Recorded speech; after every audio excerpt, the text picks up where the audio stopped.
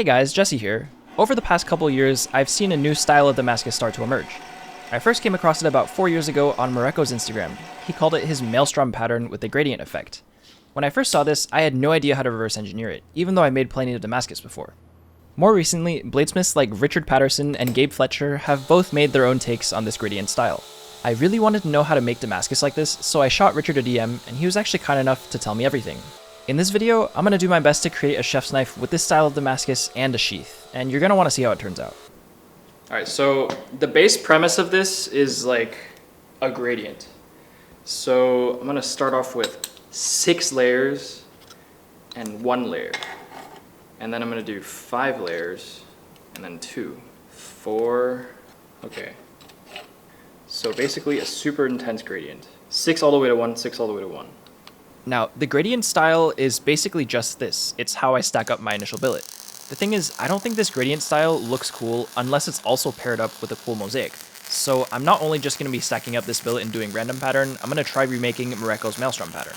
And to add even more difficulty to this already fairly complicated project, I was going to be testing out a new steel. I usually use 15N20 as the bright steel in my Damascus. However, this time I wanted to try a new steel that just hit the market. It's called Pop's Pro Cut, and it's supposedly a much better alternative. The thing is, different steels forge very differently, they hold heat differently, and I don't know how it reacts with 1084. Essentially, this was a really big risk that I didn't really have to take, but I wanted to anyway. Let's see how much the initial billet weighs. Oh. Among knife makers, it's pretty common knowledge that when you try to make Damascus, you lose a lot of material. That's one of the reasons why my starting billets are always so big. Throughout the rest of the builds and all of the forge welds that I'm going to be doing, I'm going to weigh the billet before the forge weld, just to chart how much material I'm actually losing. This billet was so big that it didn't actually fit in my quench tank, so I had a 5-gallon bucket of my older quench oil, and I decided to dip the billet in that.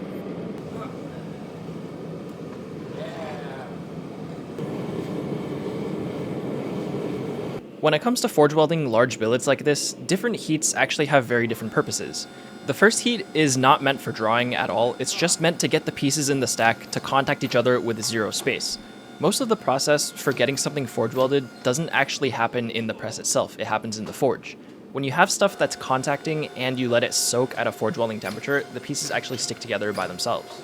Don't worry if that didn't really make sense, I'll talk about it more as the video goes on.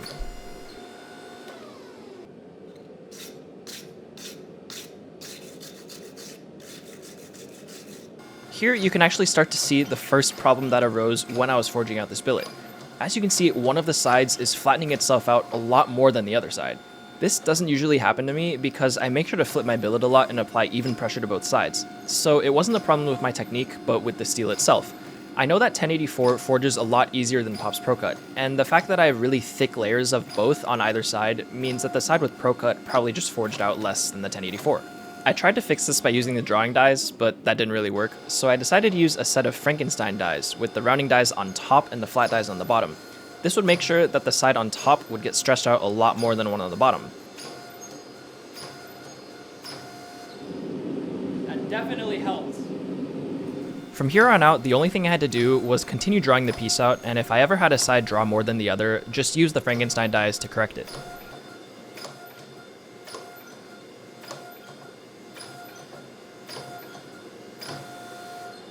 The maelstrom pattern that I'm trying to make is actually fairly complicated. Luckily though, Mareko details every single major step of the maelstrom pattern in a really old Instagram post of his. I can't just copy this verbatim though, I have to add a couple of my own steps to ensure that I can get the gradient pattern combined with the maelstrom pattern. And the first step that I'm actually going to do is just a simple cut and restack. The handle fell off.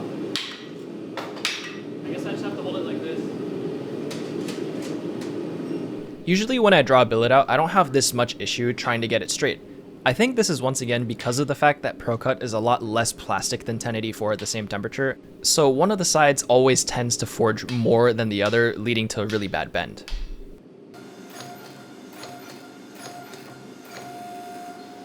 The plan was to forge the billet to basically exactly 1 inch thick, and then cut it into 6 pieces and then sack them.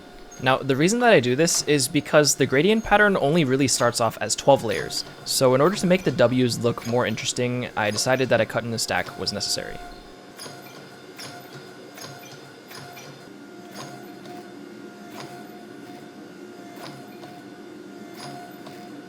Once the billet was fully drawn out, all I had to do was straighten it on the anvil and then just let it cool. Now, here's where we actually run into another thing that I have to do differently because I'm using Pop's Pro Cut instead of 5920. Pop's Pro Cut is designed to be extremely hardenable, so much so that if you let it cool in still air, it can somewhat harden. And in order to ensure that I can still cut it with my bandsaw, I had to let it cool in the hot forge. Alright, the welds look mostly clean. Like on this side, it's pretty good. We got 16 1/8. What is that divided by 6? 2.7. Oh yeah, 2.68. There's actually a lot of material loss when it comes to a simple cut and stack. The bandsaw blade has a width of around 1/16 of an inch, and all of that material that it cuts through just gets turned into steel powder. If I didn't use the bandsaw here and I used something like a chop saw, I would be losing twice the material per cut, and that really adds up when you're doing multiple cuts. Alright, technically each of these is only going to have 12 layers, but the layers are going to be in different thicknesses. Look at that. It's called gradient. On basically every other Damascus pattern, I would flip every other one so that the faces would match up. But for this one, the effect that I'm going for doesn't have that. So I'm going to keep everything the same way. All I'm doing here is I'm using my surface grinding attachment to remove the bulk of the scale, and then I'm just taking the pieces over to the flat platen and a welding magnet. I didn't want to remove too much material, so I decided to opt for this rather than going all the way with the surface grinder. Unfortunately, I didn't use stop blocks for the height of this billet, so every single piece was very slightly different from the other ones. And that meant that I couldn't just lay these pieces flat onto the vise, I actually had to line them up individually, and that took some time, but overall it didn't end up being too bad. Let's see how much the second billet weighs. Okay, basically 9 pounds. Okay, we lost 2 pounds. I wonder how much we're gonna lose this way. I didn't want the handle to break off the billet again, so I spent a lot of time over welding the handle to this billet. It's extremely important that when forge welding, you have perfect control over your billet, and I didn't have that when I was using tongs. Every single subsequent forge weld after the first forge weld risks all of the work that you do before, so I decided that for this one, I was going to be soaking it for a lot longer than I did for the first billet. After this first heat that you see me doing here, I actually left this billet in the forge at a lower PSI for 10 entire minutes. 10 minutes is definitely fairly extreme, but it's not even that extreme when you're considering that when you're doing stainless Damascus, you need to let it soak for much longer, maybe even up to half an hour. Once I was confident that my billet was entirely forge welded together, it was time to start planning for the next step of this pattern. In the datasheet that Mareko drew, he says that the next step is just to forge my W's, and I do that with my squaring dies. Now, this looks a lot different than what he drew because he was doing it with a power hammer, and with a power hammer, you can't really put squaring dies. So what he does is he re-squares it and then he forges the corners in. And that essentially does the same thing that I'm doing here.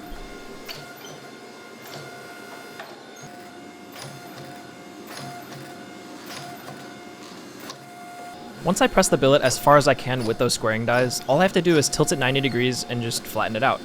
Now, this process looks fairly simple, but it's actually the baseline for a lot of modern mosaic Damascus patterns. In fact, every Damascus video that you've seen me do where I do mosaics has this process in it. Once again, if you look at the datasheet that Mareko made, the next step is just another simple cut and stack. And I sort of misspoke before, I don't really have W's in my piece just yet. Right now I just have 2 U's. Only by stacking these together can I actually get the W's. Now, Mareko says to stack it 8 to 12 times, but I thought it would be a better idea to just do a stack of 3 and then a stack of 4. That way I don't have to deal with a super long billet. Alright, let's let you chill for a minute. 13 1/8. We need to cut it into 3, so I need 4 3/8 basically exactly. This process of cutting, cleaning, and stacking is the exact same as I did for the last heat, so I'm not going to show you too much of it. One thing to note though is that I had to spend a lot of time grinding out the center of these pieces. When using the squaring dies and then flattening them the other way, you sometimes get these minor cold shuts in the center. It's super important for me to not think, oh, they're ground out well enough, because if any of these show up later, it won't be in the form of a cold shut, it'll be in the form of a crack, probably during the quench. For those of you who want to get into making Damascus, I highly recommend you skip the wire and you at least get a flux core or a cheap stick welder. I know that it's possible to use wire to hold your pieces together, but it's such a hassle and it's just not worth it. Alright, let's see how much billet number 3 weighs. Oh my. Dude, I'm losing like 50% material every single time. If you didn't see, I went from a little over 9 pounds to around 6.5 pounds. That's a lot of material to be losing, seeing as I still had 2 forge welds after this one.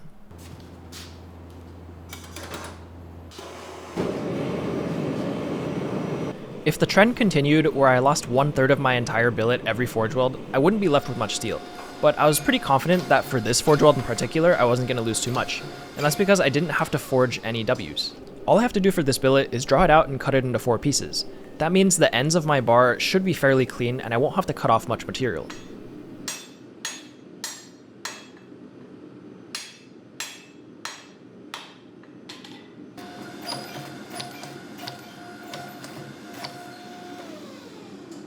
At this point, I started to develop a rhythm for the rest of the forge welding. After the very first forge weld, I would let it soak for 10 whole minutes. After every forge weld after that, I would let it soak for 5.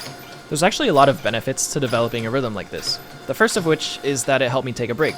I do my forging in Arizona, and at this point, it was around 130 degrees in the shop every single time I went to go forge welding. Letting it rest for 5 minutes in the forge allowed me to go inside and cool off for a little bit. Another benefit is that I'm basically guaranteed that my billet is going to stay together. All of that soak time is good time for cross-boundary grain growth to happen.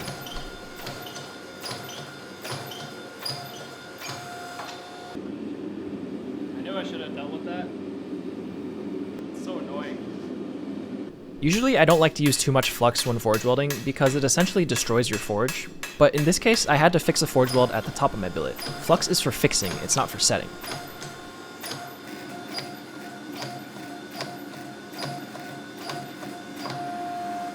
Just like I predicted, the ends of this billet were actually really clean.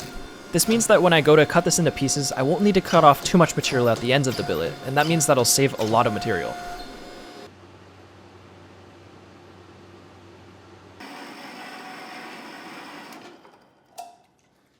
I actually magically cut them to be the exact same length. No calipers.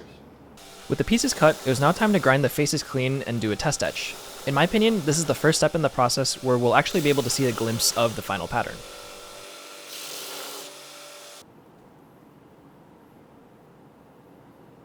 Oh yeah, you see that gradient? Gradient W's.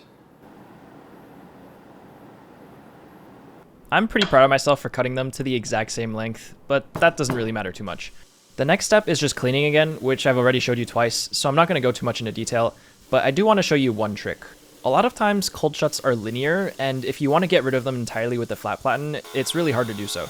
So what I do is I use the corner of the belt on top of a contact wheel, and I just dig them out lengthwise. By doing this, I don't have to remove material across the entire surface, and I'll save a lot of material later on. This next forge weld was going to be the second to last forge weld that I did for this piece, and because of that, I decided to weld around every single seam. Doing this is fairly tedious, but it essentially ensures that no oxygen can get in between the pieces, and you basically guarantee yourself a perfect weld. The only thing is that doing this is extremely tedious, and you have to grind the welds out later.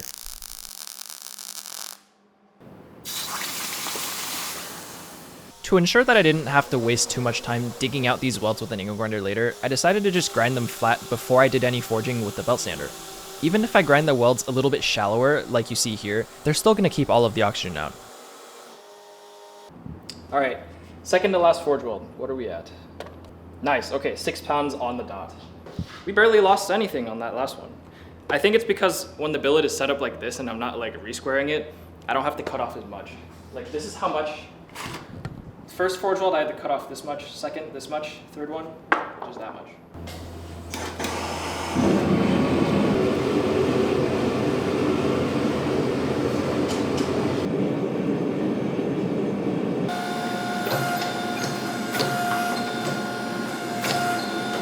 Alright, long soak.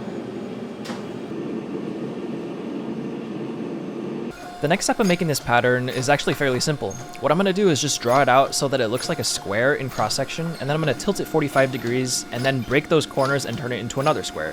What this does to the pattern is it tilts it 45 degrees, but it also adds a really cool distortion towards the outer corners.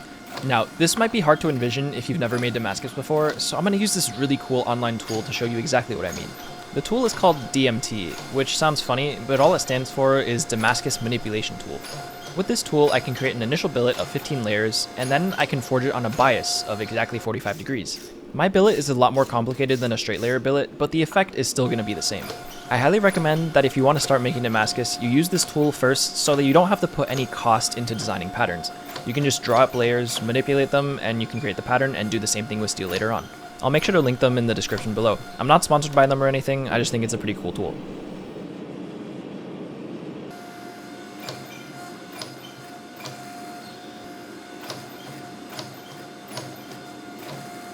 Now, this is me talking from the future, but I think it might actually be better for me to have re-squared on a 40-degree angle rather than a 45. I spent a lot of time looking at Mareko's knife during this entire video, and I could only conclude that he didn't do a perfect 45 degrees. The effect was just not the same that I got later in the video. That doesn't really matter though. If anything, it helps because that means that I'm making a slightly different pattern than the one that he made.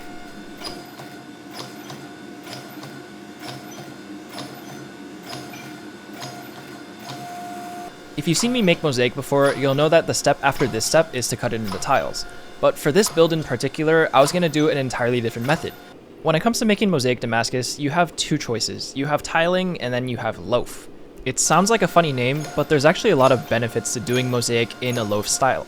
With loaf, you don't have to cut any tiles at an angle, you don't need to use sheet metal, and all you do is cut vertical slices of your billet, like the one I'm forging out here, and you just stack them. And then once you stack those and forge weld them together, you just cut slices off of them, and then you can use those slices to just forge a knife. That probably didn't make a lot of sense to a lot of you, probably because I explained it poorly, but just bear with me, I'll show you what I mean, and it's actually a lot simpler than it sounds.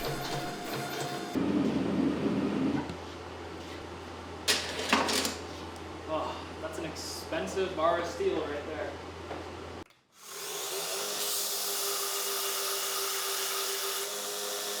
Okay, this is essentially the final mosaic billet.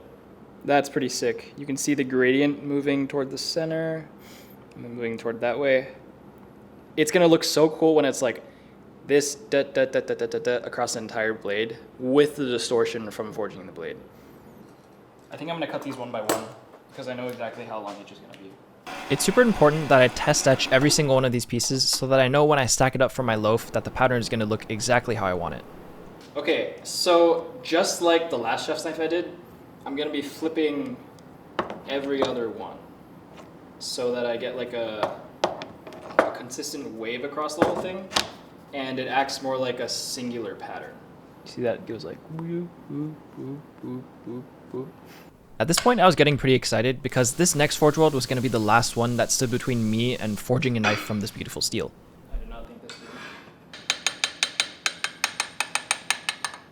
I was actually fairly hesitant to do this loaf style in the first place because it's essentially an all or nothing forge weld. If I successfully do it, then I can cut slices and forge knives from those. However, if I mess up the forge weld in any way and any of these tiles don't stick to each other, then I throw away the entire billet and I have to start over.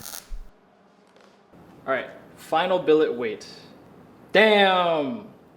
Or less than half the weight of the initial billet.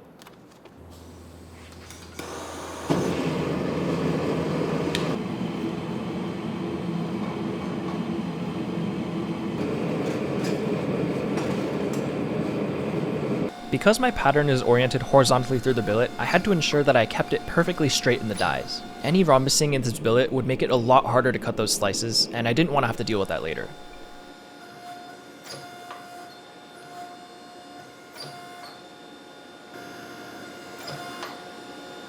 Now, the cross-section of this billet had to stay relatively big because I was going to have to directly forge that cross-section into a knife.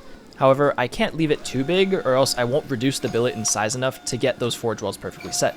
I had to spend a lot of time thinking about how to balance those two equations and get a perfectly sized billet. When I was confident in the forge welds and after I brushed off all the scale, the next thing that I did was I left the billet to cool in this bucket of vermiculite. This would ensure that the steel stayed super soft, and it would ensure that when I cut the slices later that I wouldn't destroy my bandsaw blades. Wow, that took 3 full days to just make the pattern. Which means if it doesn't work, I'm actually gonna cry.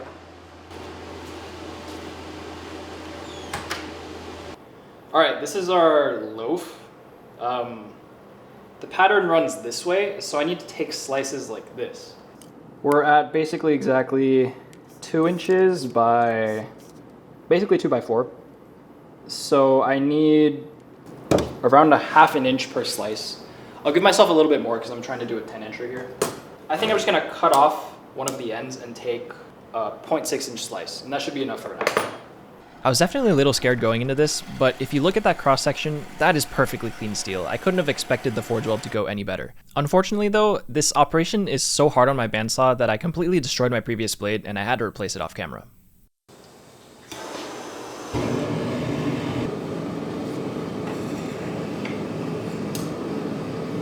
This next part of the video is probably my favorite part.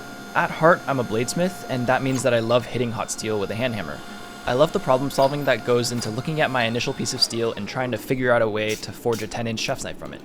And the first problem that I had to face was how to forge down my bolster material without tearing apart those forge welds. These forge welds are perfectly perpendicular to the direction I was forging, so I was really scared that with the press pushing down that I would tear those forge welds. The best way that I could think of to ensure that I didn't tear anything was to check after every single heat and to take multiple heats all at a very high temperature.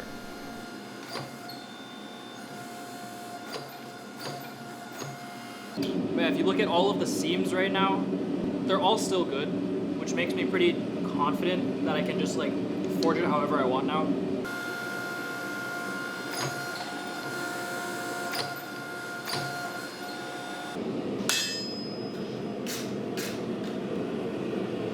Draw that blade out. My bolster material was now isolated and I had something to hold in my tongs, which means that the next step was to start lengthening out the blade. For this process, I decided to use the drawing dies because I thought that they would impart the least stress to the forge welds. But I think I kind of blundered here and I should have just stayed using the flat dies. These drawing dies basically just stretch the steel out in one direction, and the direction that they were stretching them was the exact direction that can tear apart the weld. Now, the blade shape that I'm going for is something called a gyudo. A gyudo is fairly similar to a santoku, it's just that it's a lot longer. I designed this piece to be at least 9.5 inches, and that's far too long to call it a santoku. Now, when it comes to forging a chef's knife, you really have to think about your order of operations. I wasn't just trying to forge a knife in the shape of a gyudo, I was trying to forge a knife with the shape and the distortion of the Damascus pattern that I want. I decided that the best way in order to get the distortion that I wanted was to forge the tip on this really chunky preform before I drew it to its final length. Nice, okay. I don't see any torn welds. You're probably wondering what I mean when I talk about Damascus distortion. What I mean is that I want the pattern to flow with the shape of the blade, and I want those individual loaf tiles inside this blade to be slightly diagonal. And the best way to do that was to forge this corner in extremely aggressively and then draw the rest of the blade out after it was forged in.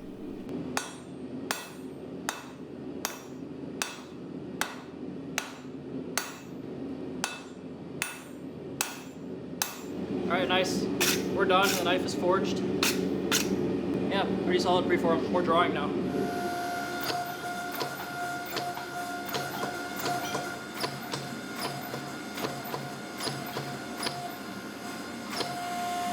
Oh, minor weld tear. Yeah, you see right there?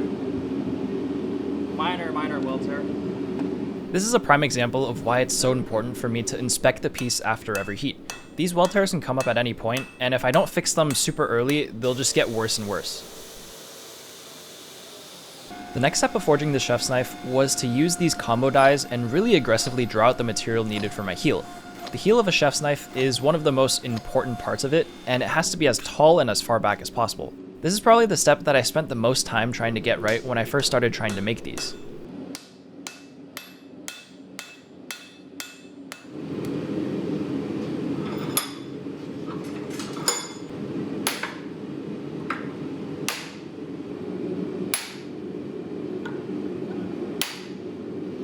I don't know if that did anything. It sounded like it did. I did some thinking, and I concluded that there are only really 4 major paths you can take if you want to become a full-time bladesmith. The first path is the path of the specialist, where you focus mainly on one kind of blade. These can be swords, folding knives, chef's knives, etc., but as long as you get the majority of your income through one style of blade, you're a specialist. In harsh contrast, the second path is that of the generalist. This is where you sort of make a little bit of everything. If a client asks you, "Can I get a Scottish dagger made for my friend's wedding?" you take the commission and make a Scottish dagger.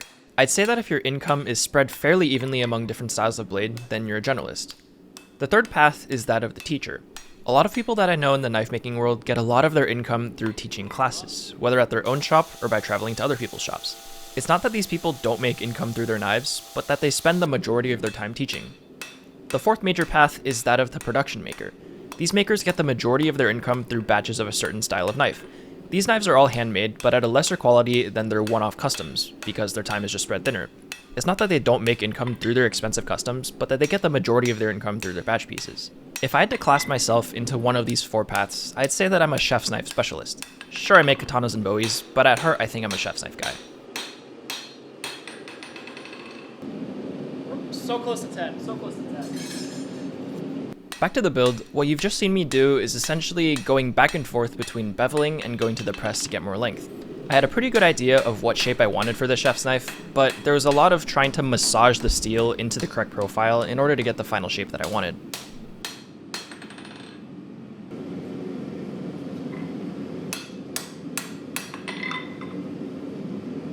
One of the things that I've historically always done is that I've left too much material for both my bolster and my tang.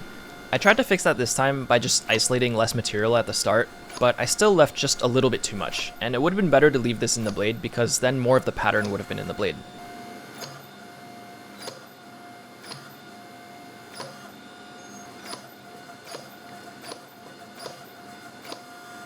I think it's kind of funny, now that I think of it, a lot of integral Damascus chef's knife makers make their tangs in different shapes. There are people like Jordan Lamothe and Will Stelter who make their tangs extremely square in cross-section and fairly chunky. On the other hand, there's people like me and Salem Straub who do their tangs extremely rectangular. I definitely don't think one is better than the other, and I think it really only comes from where you learn it, and I learned mine from Salem, so it makes sense that ours are the same.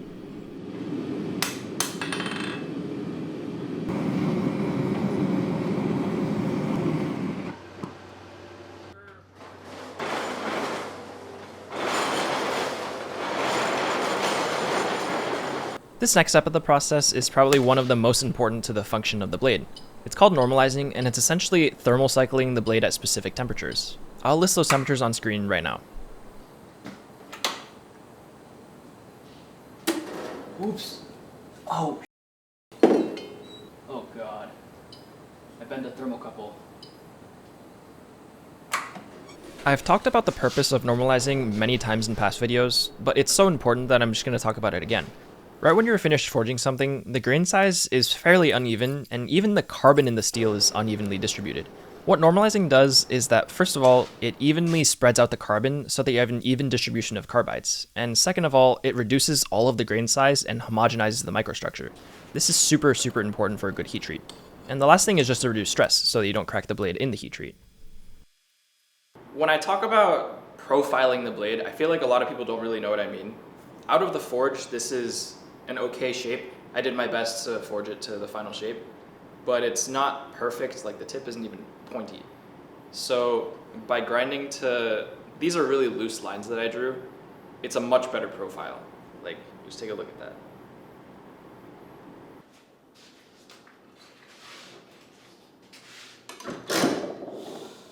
It's crazy to think that I probably have over 30 hours of content on YouTube right now, but I've never once talked about my Instagram. I started my entire knife making journey on Instagram because it was just the easiest platform to get reach.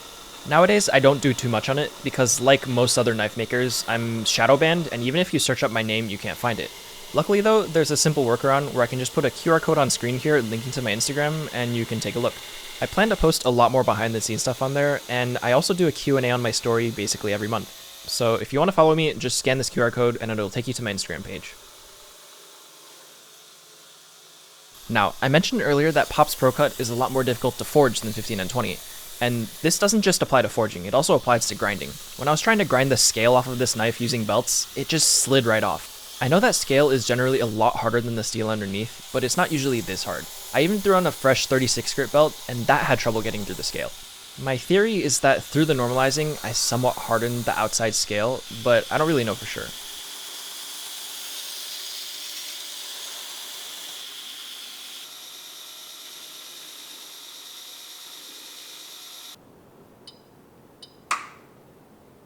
All right, 1500.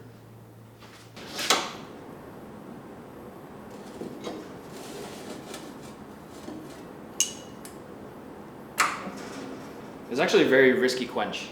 Loaf welds aren't really known to be super strong, at least in my mind. I feel like tile welds are a lot stronger. Like, I don't have a power hammer, and a power hammer would be much better for a loaf weld. How do you feel? Stressed. If this blade cracks right now, I have to forge a new one with less material, and I don't see how anything would be different for that one. It kind of has to go well, or else I won't have confidence in the other two. Alrighty, fingers crossed.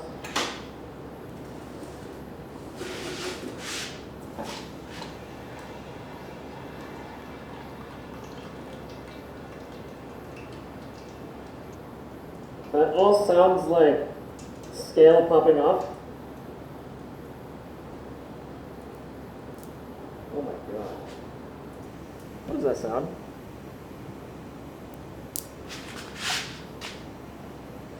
You see that? Okay, honestly, I don't see any cracks. Because usually if something cracks, the blade warps catastrophically. Oh my god, you can get a sneak peek at the pattern. Oh yeah, a gradient maelstrom. Alright, let's safety temper. Alright.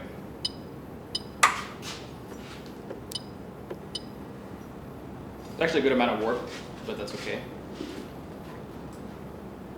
Alright, 2 hours twice.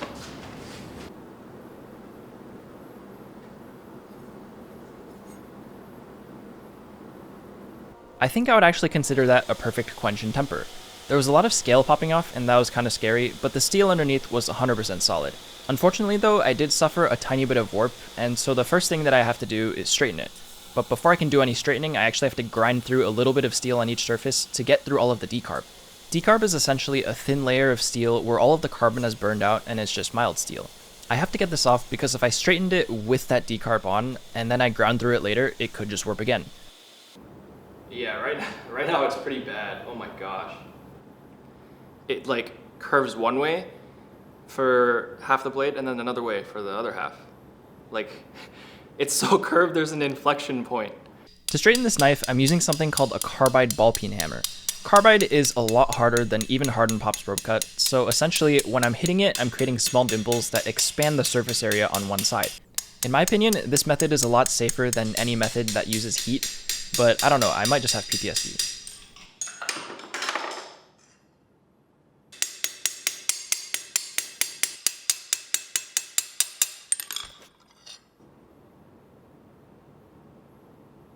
It's like globally straight now. It's not straight, but there's a straight knife in here somewhere, and I think that's all I need. I think that objectively, the most important attribute of any chef's knife is the blade grind. I would say it's the thing that most directly correlates to how the knife feels when you're actually cutting through something. The style of grind that I'm going to put on this knife right here is just a simple convex. The convex grind allows for much better food release than a simple flat grind, and intuitively this actually makes a lot of sense. As you move up the blade with a convex edge, the angle changes, so when you cut through something and the slices are flat, the food is going to want to leave the top of the blade, thereby sort of peeling it away from the knife. Now, there's definitely a lot of other blade grinds that are different from flat and convex, and I guess for fun I'll just talk about a few of them. Up first, you have your S grind, where you have a hollow grind running from your spine to about half an inch above the edge. Now, the main reason that you do this grind is to reduce the weight of your knife, and to also improve its food release. It's a fairly complicated grind to do, and you need a special platen on your grinder to do them. Up next, you have the even rarer B grind, where you have a convex ground on one side and a deep hollow ground near your edge on the other side. The main benefit is also food release, but it also just looks super cool. The last one that I know of is the grind that is traditionally put on the sushi knife known as the Yanagiba. It has a single bevel flat grind on one side and a hollow grind on the other, but it's not just a regular hollow, it's actually a variable radius hollow, where the outside of the hollow is ground deeper. I'd say that this grind is by far the most difficult of any grind out there, so for now I'll just stick with my convex.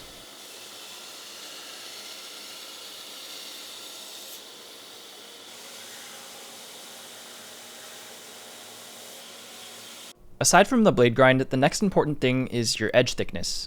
It might sound crazy, but the goal that I have for my edge here is that I want it to be the same thickness as a human hair, or around 3 to 5 thousandths of an inch. This definitely sounds absurd, but the difference between how a knife feels when you go from 10 thousandths to 5 thousandths is insane. And the thing that makes this possible is a good heat treat. I know some knife makers that actually take their knives to 0, and that's not possible if you have a badly heat treated knife.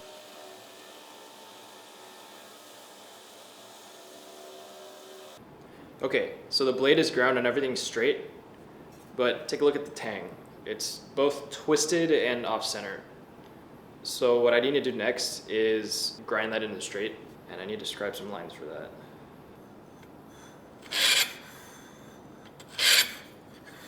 Yeah, look how off center it was. I need to grind off so much material on that side, and also so much material on that side.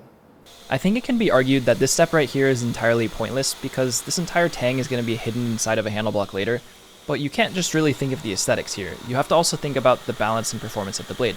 If I left the tang super thick, the handle would be really heavy, and if I left it off center, it would be unbalanced. So this step right here isn't really just important to the knife, it's essential.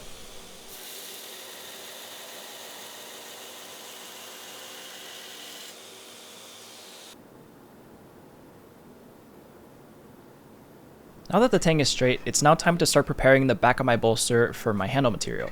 And in order to do that, I'm putting a file guide on it, making sure that it's parallel to my spine, and I'm going to grind away all of that extra material. This might be the last chef's knife I do with this style of bolster, because I kind of want to try a more complicated fit up on my next one. Now, this step right here demonstrates one of the reasons why I love using the flat platen so much. The side of the belt on the corner of the platen is extremely powerful, and you can target material removal basically perfectly. The only downside to doing this though is that it sort of shreds the side of the belt. Now, I use super high quality abrasives, like this purple belt right here is around $25, but that doesn't mean I can just use a fresh one on it. So the purple belt you see right here is actually an older purple belt, so I don't ruin my fresh abrasives.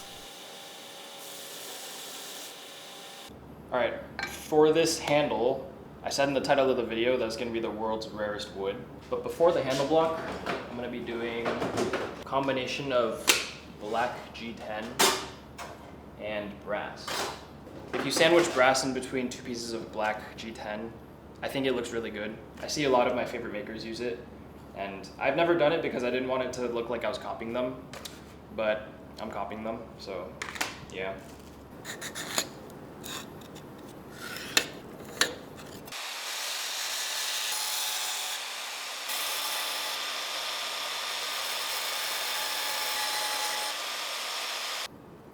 Alright, my tang at its thickest is 0.185, 0.638.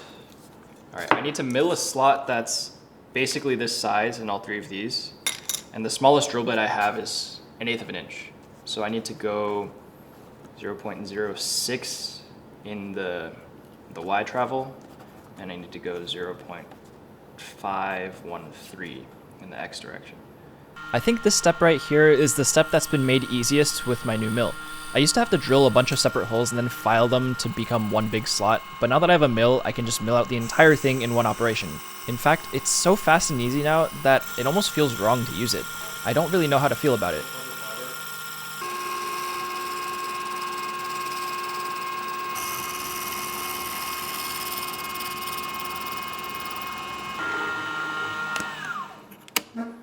That's the first piece done already. I've definitely gotten more comfortable with the mill as I've had it for longer, but I don't know the exact perfect speeds and feeds. I've been doing everything mostly by the feel of the handle, and I don't know if this is the best way, but it's the one that's worked for me so far. If you have any tips on how to find the best speeds, please leave them in the comments, I'll read them. That was actually really painless. I think that took less than 10 minutes. And right now they are already semi-fit. The only reason they're not fitting further is because the tightest radius I can do on the corners is the 1/8 of an inch radius. What I need to do now is just basically file all the corners square.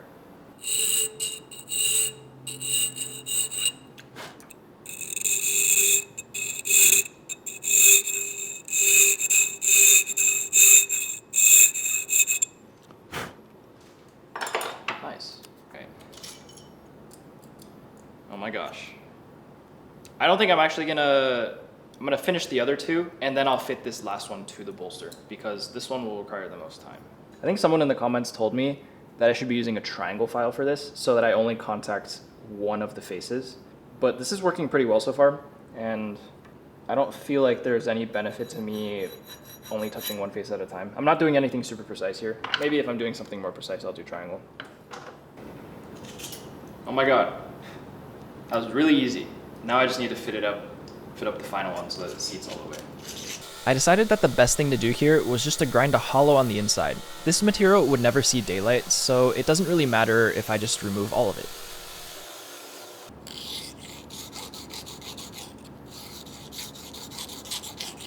That's basically perfect. Look at that. No pressure, and you can already see no gap. And if I just put this on,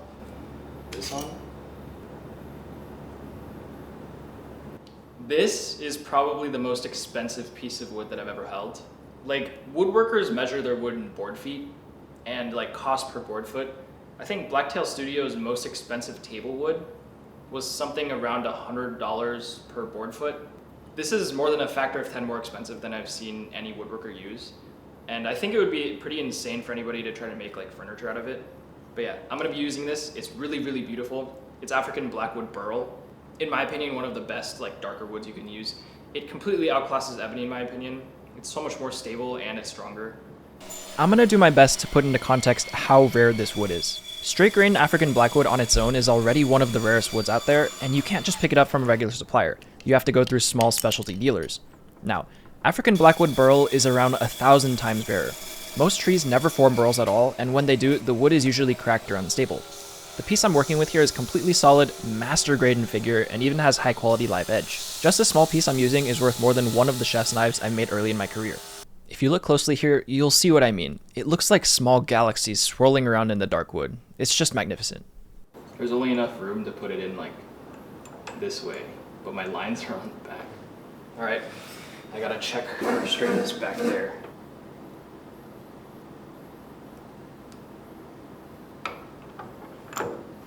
For the most part, drilling this slot was fairly easy, but I had to be sure not to push too hard and accidentally have the drill dig in and crack open the wood. One of the ways that I can prevent that is by brushing out all of that powder. That powder is very, very oily because African blackwood is so dense, and it likes to pack in the drill bit. Brushing it out early helps ensure that my drill bits cut rather than apply pressure. And if you're a machinist, look away now, because the next thing I do is I use the drill bit like a mill bit. These definitely aren't meant to cut sideways, so this is fairly dangerous, but it's been working pretty well. Wow, that was very satisfying. Oh my god. Once again, because my drill bit is round, the sides of the hole aren't square, and because I have a square tang, I need to broach them square. I think I could have completely bypassed this if I ground the sides of my tang round, but I didn't really think of that. Oh my god.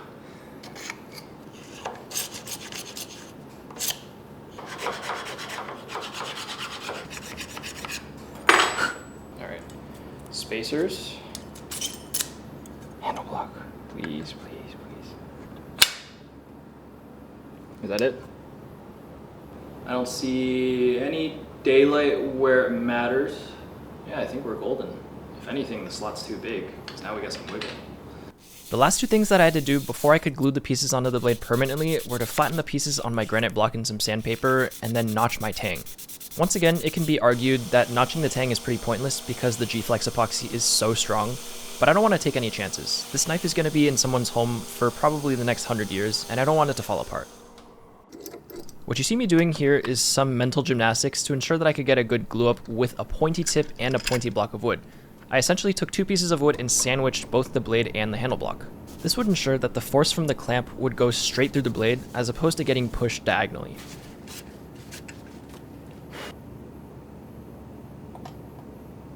The epoxy that I'm using here is toughened G-Flex 24-hour epoxy. I highly recommend, if your goal is to make a quality knife, to use 24-hour epoxy. In general, the longer it takes something to cure, the stronger it's going to be, and that applies to this.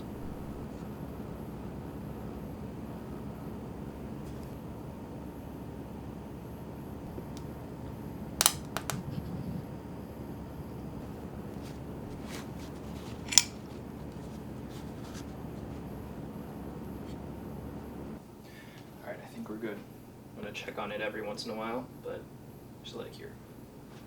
With the epoxy cured, it was time to start thinking about the handle design. African blackwood burl is a fairly directional wood, which means those burls that you see only really appear on the sides of the handle. And because of that, I thought that a faceted handle would be best. Now, the last chef knife that I did had 3 facets at the front and 2 facets at the back. But I think for this one, I'm going to try to go for a 3 facet to 3 facet again. Now, with that out of the way, it's time to start addressing the back of the handle. I purposefully left a lot of the lighter colored sapwood because I thought that a two-tone handle would look really, really cool.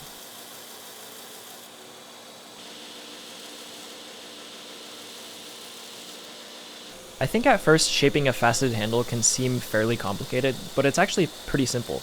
All you need to do is establish your major planes, and then you can just add angles to those planes. The most important part of doing this is holding a specific angle. If you don't keep the same angle every single time you touch the facet, you're going to create a slightly different facet on that same facet. The best way to acquire the muscle memory is just to practice, and you don't really have to practice on a knife, you can just practice on a block of wood. The last thing I want to say about shaping any handle is that you should be spending the equivalent amount of time shaping it as you are holding it and inspecting it.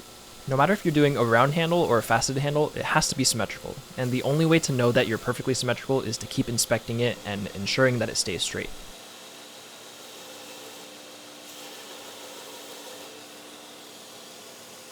Okay, so this corner right here, for a while I was considering just leaving it, calling it like a live edge, but like then you look at it from this side and you're like, oh wow, look, it looks good, and then you go on this side and it looks like a mistake, even though it isn't necessarily a mistake.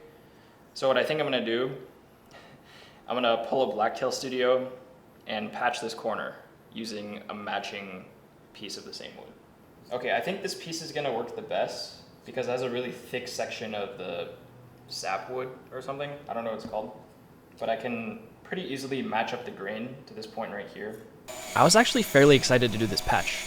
I've never done one before, but I've seen it done a million times on all the YouTube channels that do epoxy tables. And this does relate to a reason why I love knife making so much. As a knife maker, you have to be good at so many different things. Knife making isn't just metalworking, it's metalworking and woodworking and fabrication and just all of the other kinds of crafts. It's so versatile, and you have a genuine reason to try so many different things.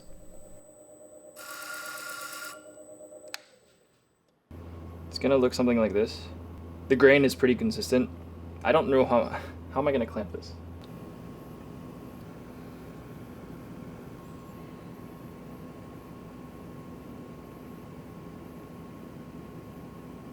If it's like curing this fast, I might as well just hold it. All right, yeah, I'm just gonna sit here for a while.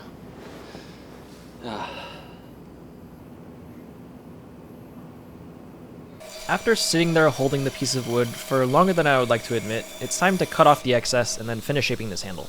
Most of it was actually shaped by this point, I just needed to clean some stuff up, slim it down a little bit more, and ensure that all the facets were looking good.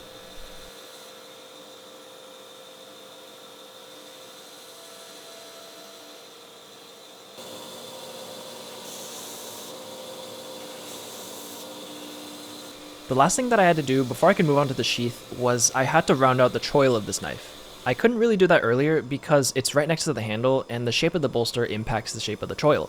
To do this, I took off my platen and I just used a 220 grit J-Flex belt. It's one of the best belts that you can use for something like this, and it made the process very, very easy.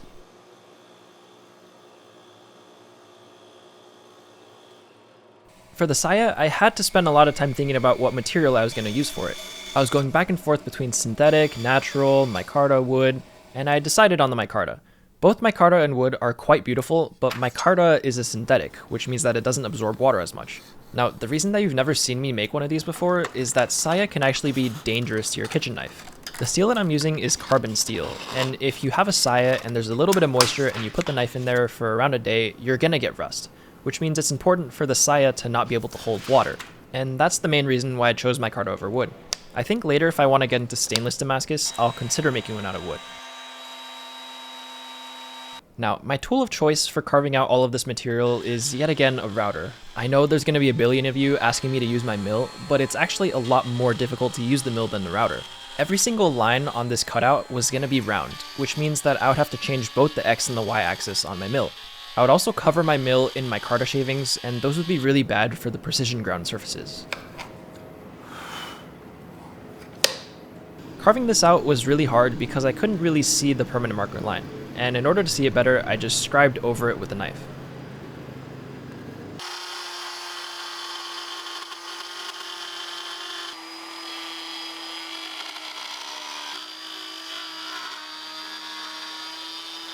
One of the annoying things for me to wrap my mind around was how the knife was going to slide into the sheath. I knew that I would have to remove material further back than the heel of the blade, and it took a while to figure out that all I needed to do was remove the material right underneath the bolster. All in all, the process went by fairly fast, but it was really annoying to do. I got dust everywhere, and my wrists were really sore by the end of it. I think if I ever have to do this again, I'm gonna either buy a new router or get a CNC extension on my mill.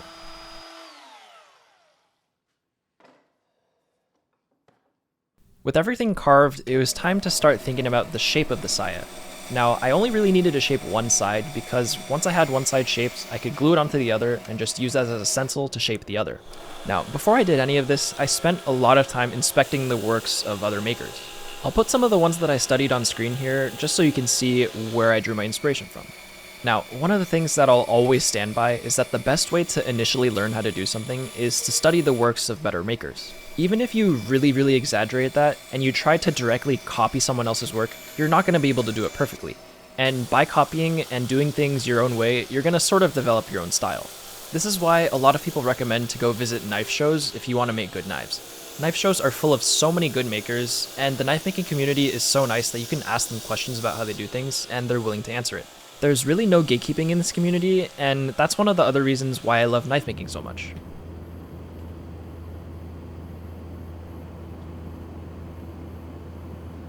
If you didn't know, micarta is essentially just a bunch of separate sheets of fabric with a resin binder, and this means that epoxy is actually the perfect method to keep two pieces of micarta together. I decided to use the same G-Flex epoxy that I used for the knife because I never want this thing coming apart.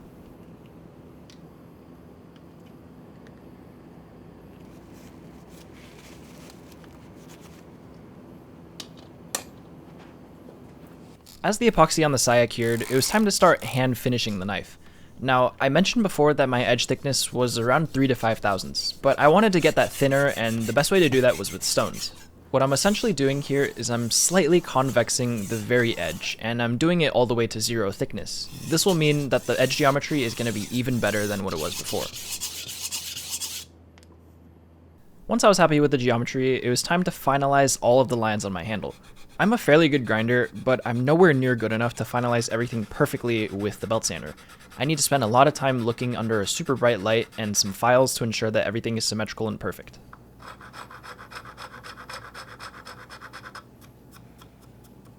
Just in this corner.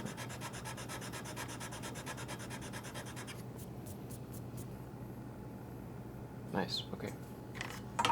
With everything lined up and looking very symmetrical, it is now time to move on to sandpaper. The plan was to first get the handle up to 220 grit, and then flip the blade around and then hand sand the blade. From there, I would sort of alternate between the blade and the handle until the blade was at 600 grit and the handle was at 1500 grit. I feel like a good chunk of you guys watching are wondering where this knife is going. Like, is it for sale? Is it for a client? How much does it cost? This knife in particular is going to a client for $7,000. It's kind of funny, I get a lot of comments asking about pricing even though it's usually right there in the title. If you're watching this video close to release, I've actually got a different chef's knife available on my website. If it's already sold out, that probably means one of my patrons snagged it first since they get insider knowledge and a discount, but don't worry. I'll have another similar knife ready in the next couple weeks in the same ultra rare handle material that I made this knife out of. If you want to know exactly when it drops, hop on my email list or Patreon. I think this stuff is slightly harder to hand sand than 15 and 20. It's not super bad though, it's nothing like Reforged V. The difficulty of polishing Pop's Pro Cut is actually very consistent with what the designer of the steel intended. Pop's Pro Cut was designed to be a lot tougher and stronger than 15 and 20, but with that extra strength usually comes more difficulty in polishing. What Laren did was he carefully controlled the values of tungsten and vanadium to ensure that there were no super large carbides. The thing is, Pop's Pro Cut is manufactured the normal way, not through powder metallurgy, so that means there's still going to be some fairly large carbides that make it very slightly more difficult to polish than 15 and 20. Like, look at that. Like, there's a reason this wood is the most expensive in the world. It's obnoxiously beautiful. I'm sanding the wood to 1500 grit here, and you can see that I'm using oil. I don't think it's entirely necessary to use oil because the black wood is so dense, but in the past it's helped me with other woods, so I figured why not. What are you doing?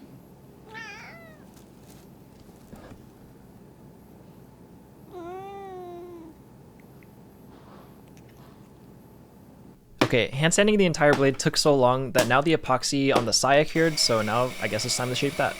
I was considering just using my belt grinder to take off all this excess material, but that would be kind of a waste, so I just cut it off with a bandsaw and maybe I can use it for something else. The entire time I was shaping the saya, I was sort of going back and forth between, oh, should I make the saya round, should I give it facets? But ultimately I decided on leaving it with facets because I felt that it would complement the handle a little bit better.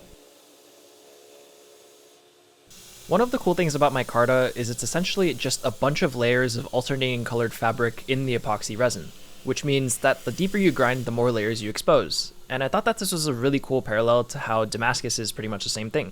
Another added benefit though is that there's essentially a bunch of scribe lines already drawn for me. This means that the facets that I grind are going to be perfectly accurate if I go to the same line on both sides. I had no idea this would happen when I picked micarta, but I'll just consider that some good luck. Most sheaths, if they're not magnetic, have something called a tapered peg, and you basically have a peg that goes through it and holds the knife from falling out. I think I know where to put the peg.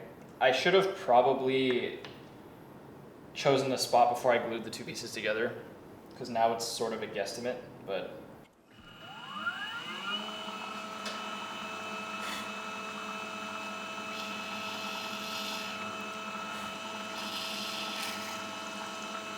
I need to drill a smaller drill bit on the other side. That way I can have the actual taper effect.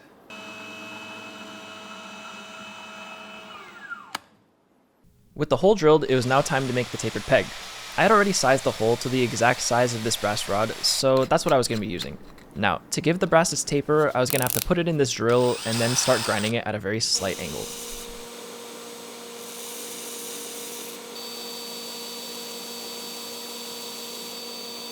Goes all the way through, but it gets a little stuck in the end, so I need to taper the other side just a little bit more.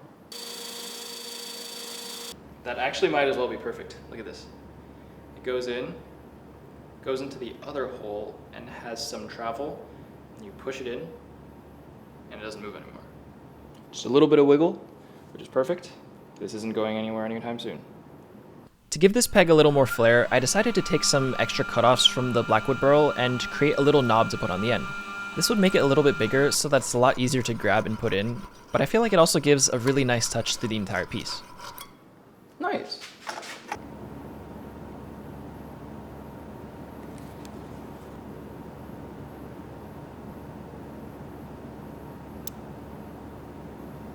With the two pieces glued together permanently, it was now time to round it out on the belt sander and then cut off the excess. Now that the saya was basically done and awaiting final polishing, all I needed to do is take it up with the grits, and then now we can return back to the blade and get ready to etch the Damascus and my maker's mark. Oh my god, I love this thing so much.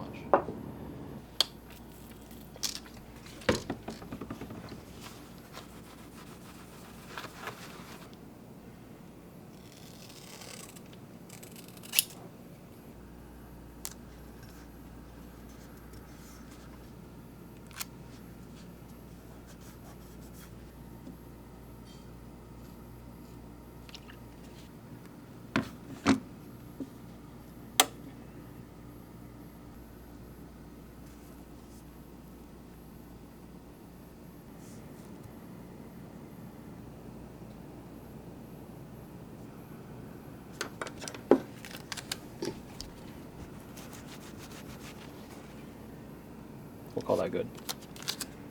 After etching my maker's mark, I like to clean off the inside of the mark with this soft 5000 grit sanding pad so then I can darken it later and have the oxides actually be strong. Once I'm done darkening it, all I need to do is sand the flats to 600 grit again, and then it's ready for etch. Before I can dip the blade in the acid, I have to mask off the wooden handle and then clean it really well with Dawn dish soap. This is important to get a quality etch. Alright. Fingers crossed. Alright, let's go for a little longer first etch, 2.5 minutes. Alright. Please. That looks pretty fucking sick. Oh my god, you can you can see all of the gradients. You can see every single one. The etch that I just did was in a solution called ferric chloride. This solution basically attacks the two different alloys that I use differently, thereby leading to the contrast that you see right now. We can do even better though. Right now I'm using 2500 grit sandpaper to clean off all of those dark oxides. These oxides are fairly shallow in color and they're not really strong. So what I need to do is clean off all the oxides and then do a second etch to get even more depth. Alright.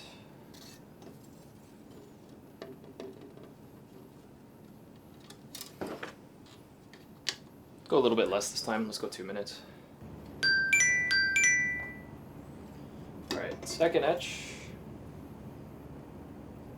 Oh yeah, that's good. No oil spots either. Out of the second etch, there's definitely a lot more contrast than the first, but we can do even better than this. The ferric chloride is really only meant for the depth of the Damascus, it's not meant for the color. For the color, we're going to be doing something called the coffee etch. It sounds deceivingly simple, but it actually is simple. All we're going to do is dip this thing in a vat of instant coffee. It's extremely important that if you're trying to do a coffee etch that you use distilled water. If you use tap water or even just drinking water, there's going to be trace amounts of minerals that react differently than you'd want them.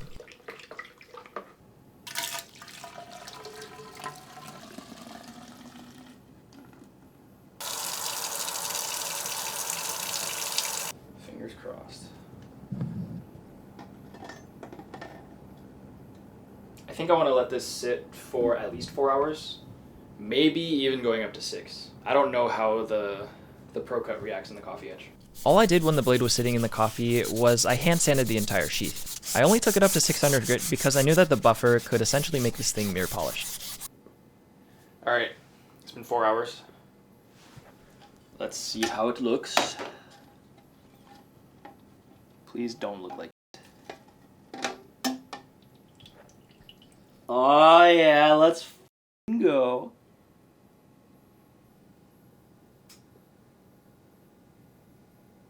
Damn. That might be a perfect coffee etch. Holy shit, that looks good. With the coffee etch done, and looking pretty damn good in my opinion, there were only a few steps that I had to do before I could consider this piece finished. What I'm doing here is I'm just rubbing sunshine cloth on the Damascus, and this will help get rid of any yellowish brown residue that can come from the coffee. When I'm done with that, all I need to do now is just oil the blade and then buff the handle in the sheath, and then we can call this piece done.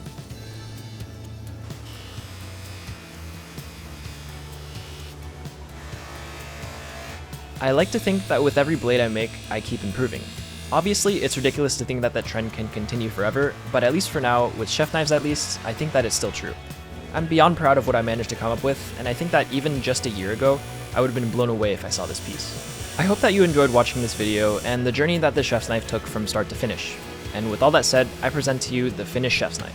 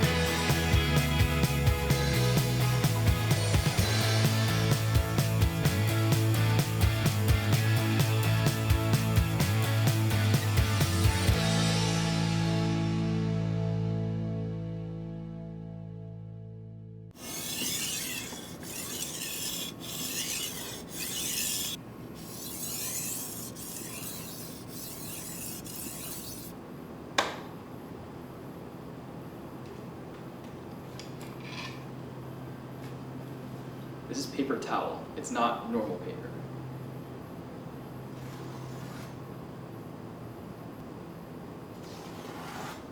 Oh!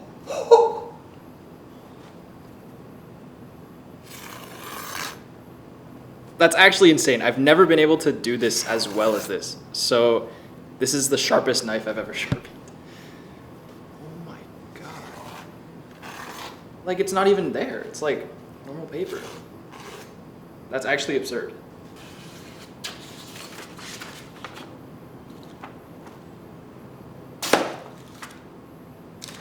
That's so easy. Oh my gosh. I bet I can do it again to this thing.